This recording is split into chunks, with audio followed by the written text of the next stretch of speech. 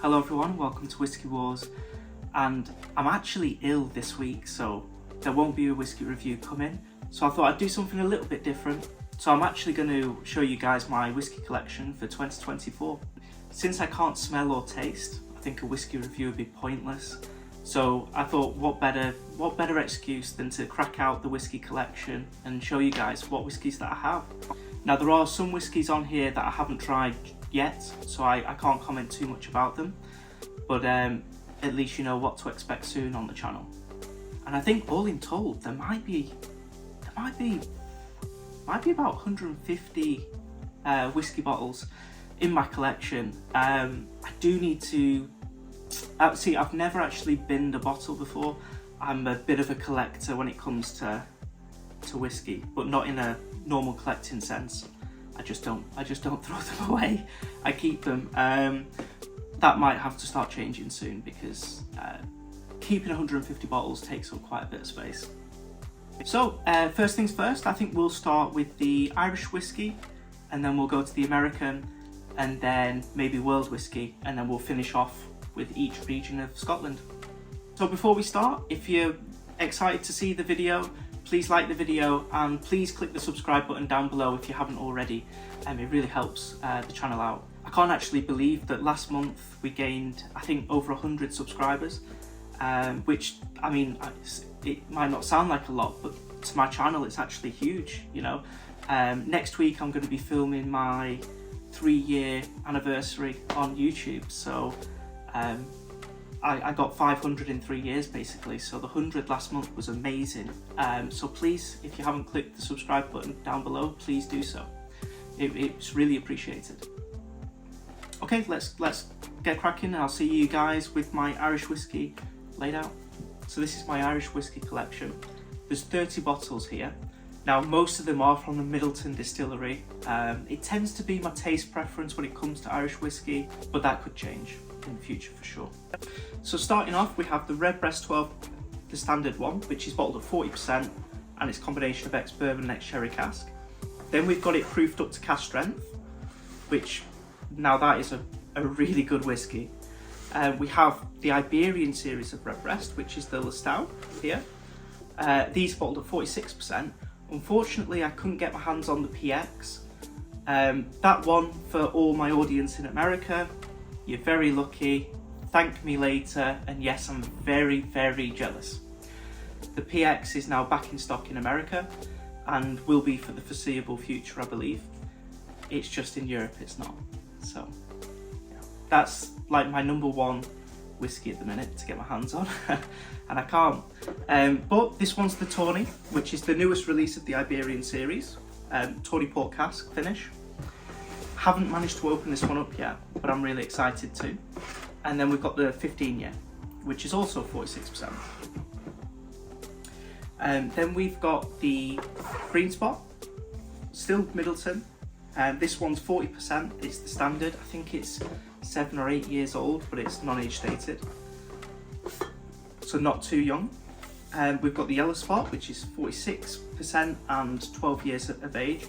This is my favourite spot, certainly more so than this one, which is the Blue Spot, which I didn't really get on with. This one, aged 7 years, but I believe it has some like 21-year-old spot whiskey in there, but just a little bit, and it's bottled at cask strength. I didn't get on with this whiskey at all, to be honest, and it's still relatively full. Then we move on to the Jamesons. We have the Crested. Sorry for the noise. We have the Black Barrel, the Black Barrel Proof, which is one of my favourite Irish whiskies. That I think it's incredible. That's bottled at 50%. A new whiskey, and I actually opened this. I got it from duty free. I arrived home last night, and I opened it up, and I couldn't taste anything. So now I know that I am ill, so I can't give my thoughts on it. So let's just say I haven't tried it yet. But expect a review of that coming soon. The standard Jameson, the Jameson Stout, the Jameson Triple Triple. Now this one's interesting. I really recommend this one. A 1 litre bottle. if you're going from Ireland to England, you don't pay the European prices anymore, so you get it for a good value. And this 1 litre bottle is 27 euros, I believe. I mean, give me better value than that. And to be honest with you, it's I really like the addition of the Malaga casks in this whiskey. Now it's bottled at 40%, it is a cheap whiskey, don't go expecting too much. However, for 27 euros for a litre bottle, the addition of that Masala cask keeps it interesting enough to be worth that money. And I really recommend that whiskey, if you can see it for that price. Then we've got a Jameson that I didn't like. This is the Crested finished in stout casks. I like the Crested and I like the stout casks on their own. Do not like this. I recently did a review of this on the channel. If you're interested in seeing that, I go through the difference of the three. Then we've got some Teelings. We've got the pot still Teeling, the stout cask Teeling, which I think I should do a review of the Teeling stout cask and the Jameson stout cask, so I might do that soon as well. And we have the Black Pits, which is a peated Teeling, and you get a lovely grilled pineapple on there. And I think that's really nice. It's like ham and pineapple. Then we've got the small batch Teeling, which is their entry edition, finished in rum casks. Don't like it at all. The Drumshambo pot still, I think that's a great whiskey, I really do. We've got a couple of Bushmills. We've got the 10-year-old, which is subtle, but I actually really enjoyed it for the price that I got it for as well.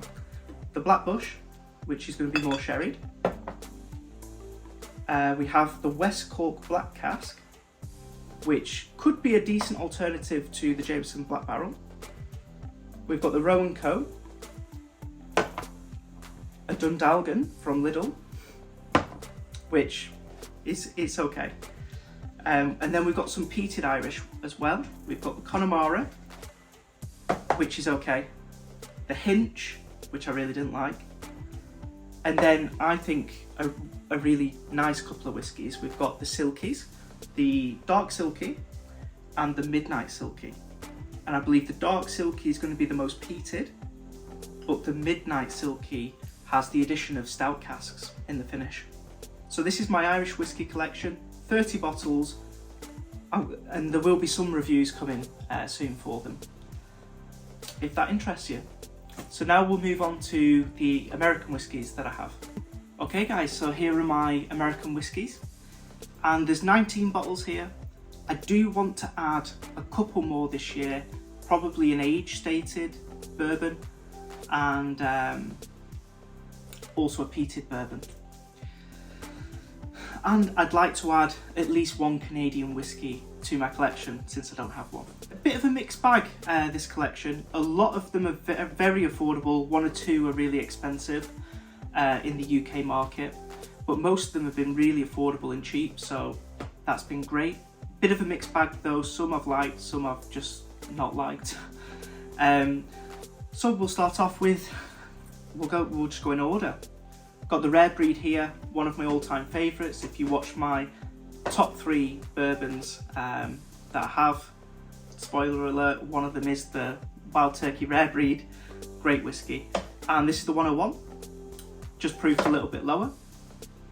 We have the Old Forester bourbon, which has just gone live on the channel actually as one of my worst 3 bourbons to not buy. So 2 spoilers there, but I won't mention the other 2.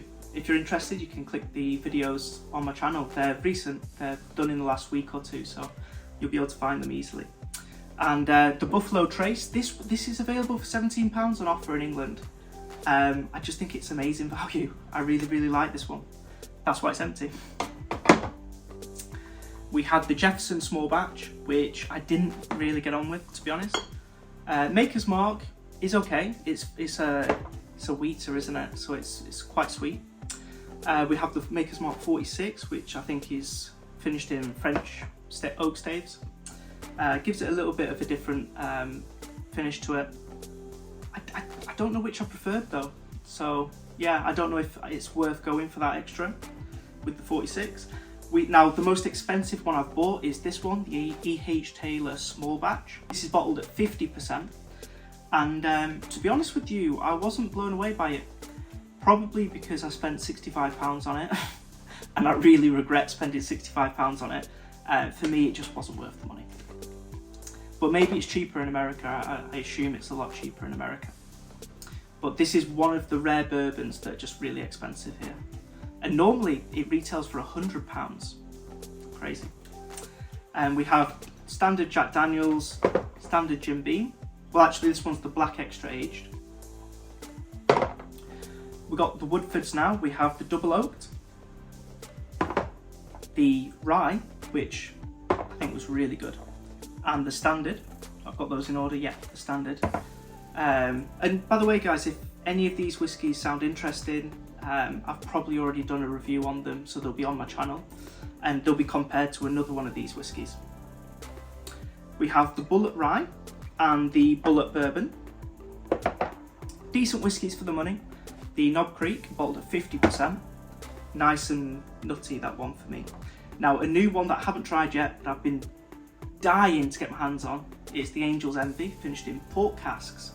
Really interested to see how the wine cask influences a bourbon. And then we've got 100% rye lot 40, which gave me a very different understanding of what American whiskies can be. And we have the Rittenhouse, which is also a very good whiskey, bottled at 50%. So there we have it. Here's my American whiskies. I know there's not too many of them. I do drink predominantly Scotch and Irish whiskey, but there's a time in the year where I just love drinking American whiskies, and I'm sure there'll be many more to come on the channel. Okay, now I think we will go to world whiskies, which there's not many of, so that'll be quite short. So, as you can see, a pitiful amount of world whiskies. I actually do have a Paul John Bold. It was just right at the back of my collection, and I couldn't reach it. I've reviewed that one on the channel. I think it was one of my earliest reviews, actually. So actually, don't go and watch them because they are a bit embarrassing. So I'll quickly touch on. Well, the Paul John is an Indian whiskey, bottled at 46%, and I believe it was the Bold edition. And that was a decent whiskey. Had no complaints whatsoever with that whiskey. Then we have a South African whiskey here, which is the Baines, and this is predominantly single grain, I think. Yeah, single grain, so it's sweet. Weirdly, it gives me a little bit of a bourbon hint.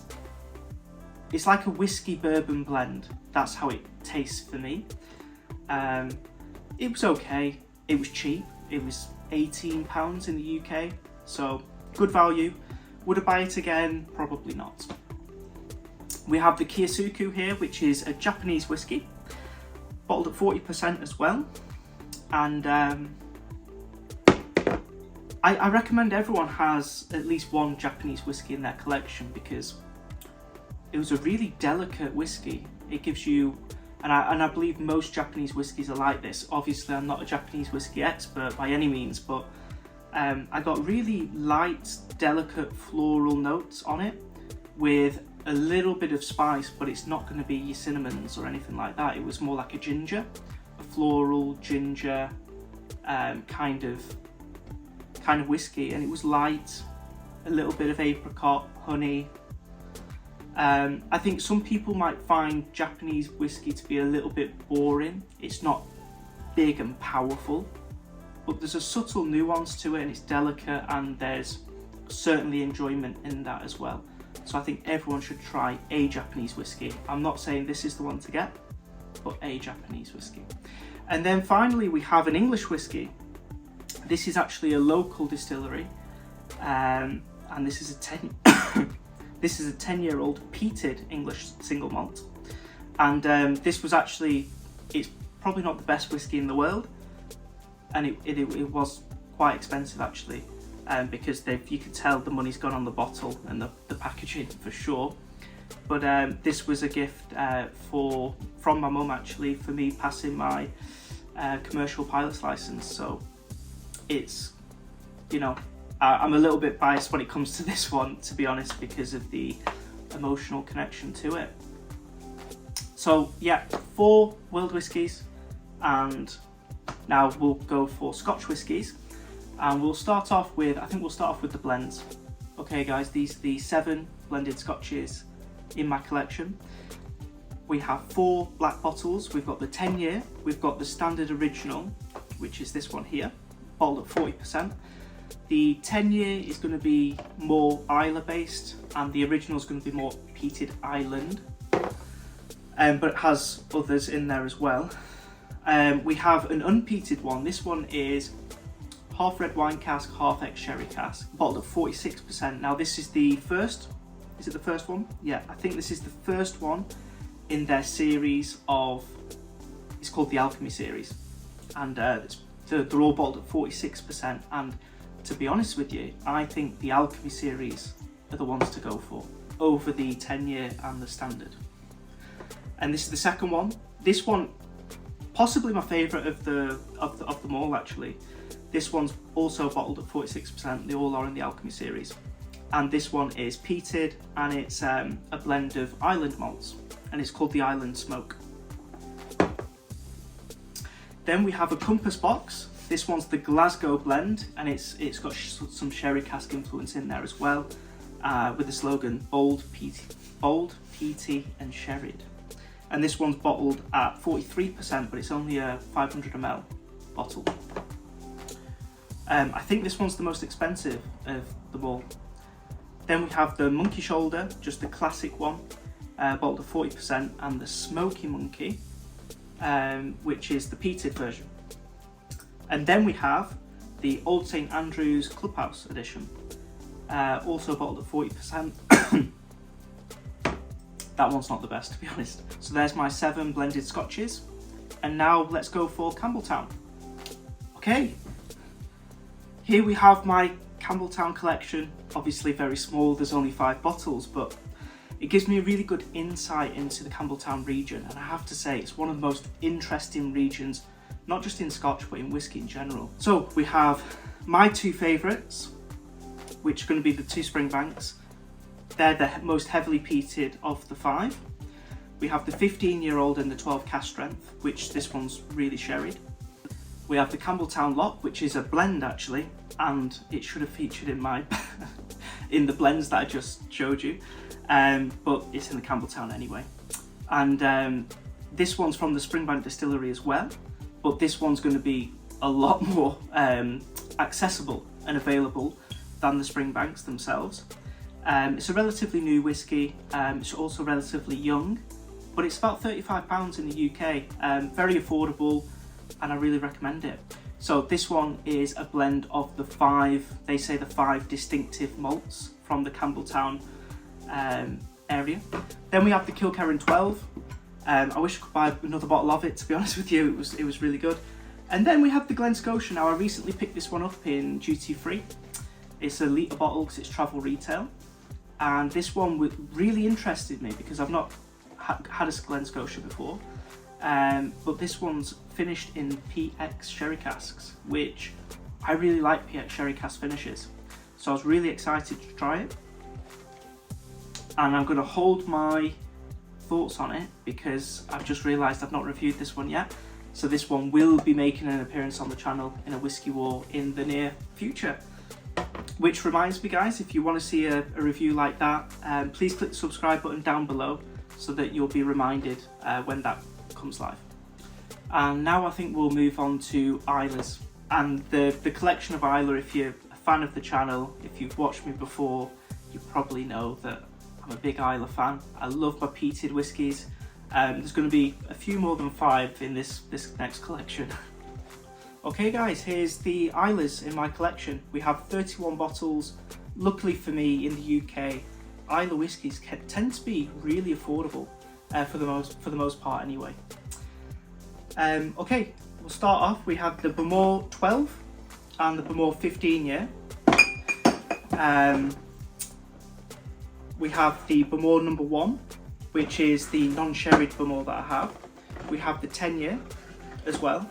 The Aston Martin edition, and which I actually think is the worst Bowmore that I've had. We have the Lafroigs now. We've got the Triple Wood, which is now discontinued.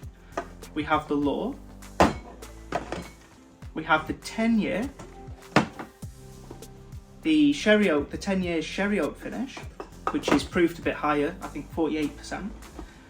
The quarter cask, the 10-year cask strength, we have the select, and the 4 oak. So I'm just going to go through these fairly quickly. I don't want the video to be too long. And also, if you want to know more about any of these whiskies, like I say, please do check my channel out, because there will be reviews in my library of these whiskies and actually compared to other whiskies here as well. So we have the Lagavulin 16. So basically, if you wanted to know the difference between the Lagavulin 8-year and the 16-year, I've done that review, so you'll know the differences. Okay, and then we have the Lagavulin 10-year, which was, I think it's a travel retail. I definitely picked it up at travel retail. And then the 9-year, which was a Game of Thrones edition as well. Marketing. Then we have, I've got 5 Bunnahavens now, super excited about that. We have the Strada, which is unpeated, non-age dated. We have the 12-year standard. We have the Toida, which I've nailed that pronunciation, so I'm feeling good about that. That's the most peated one, I think the most heavily peated one. It's peated and sherried. And then we have the 12 cask strength, the 2023 edition. And we have the Moyne, which is peated as well, but not sherried. Then we have the, and the Moyne and the 12 cask strength are fairly new whiskies, so I've not reviewed those yet, but they'll be featured on the channel shortly. Then we have 2 Clealers, the Mock, which I think is an amazing whiskey, but it is overpriced. Then we have the 12. We've got the Finlagen cask strength here, bottled at 58%, so it's no slouch. The Port Charlotte 10-year-old from Bruichladdich, great whiskey. We've got some Ardbegs now to finish off. We have the Anoa, we have the 10-year, the Ugadon, the Wee Beastie, and actually the Portuskeg 8-year-old. I've never had a whiskey from Portuskeg. So there we have the Isleys, and now we'll move on to the Islands, and then we've got the Highlands and Speysides as one to finish off. Okay guys, we have 14 island malts here to talk about. We have 3 juries. We have the 12-year, the 10-year and the Journey. We have the Highland Park 12-year, the Old Pulteney 12-year, and the Highland Park is going to be peated. And then we move on to more peated island malts. We have an amazing whiskey here. We have the Lead Chicks, and this one is the 9-year that I'm really excited to talk about and to try and review on the channel. Cask strength 56.8%, I believe, 9 years old, and it's been aged the whole 9 years in Bordeaux red wine casks. So I'm super excited to review that one with the Rioja cask, which is part of the Sinclair series. This one's 46%, but really nice, really affordable, so I think that'd be a great battle. And then we've got the 10-year, which is just probably, if I could recommend an island malt, I might go for the Lead Chick 10. I think it's that good.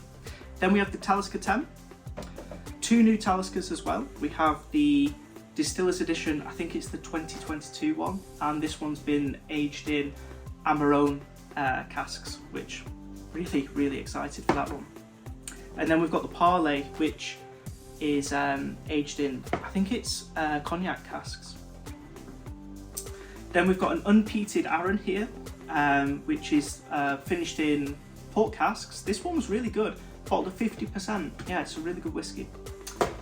And then the peated Arrans, which are the Macri Moore line. They've recently come out with the Lag line, which I'd like to try, but there's only so many whiskies you can get. And this one is the cask strength Macri Moore, and this is the one that I'd recommend people go for over this one. Spoiler alert, but that review is on the channel if you want to watch it. That's the standard Macrimore, which is bottled at 46%. But the cask strength, and I believe this is the old cask strength because this is the old packaging, so I don't know if the new one tastes worse. I don't know. But I really enjoyed this whiskey. I thought it was great.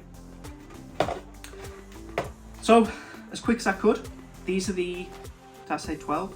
14 island malts that I have. And now we'll finish off with the final category, which is Highland Speyside malts.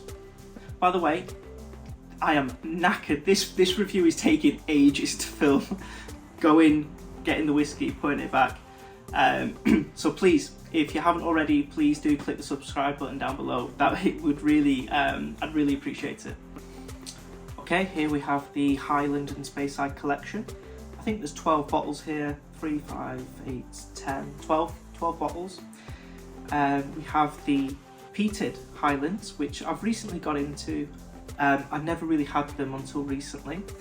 And we have the Arnock, and this one is a peated and also a sherry cask Highland malt whiskey. And we have the Glendronach traditionally peated. Now this one is ex-bourbon, PX sherry cask, but also a port cask finish.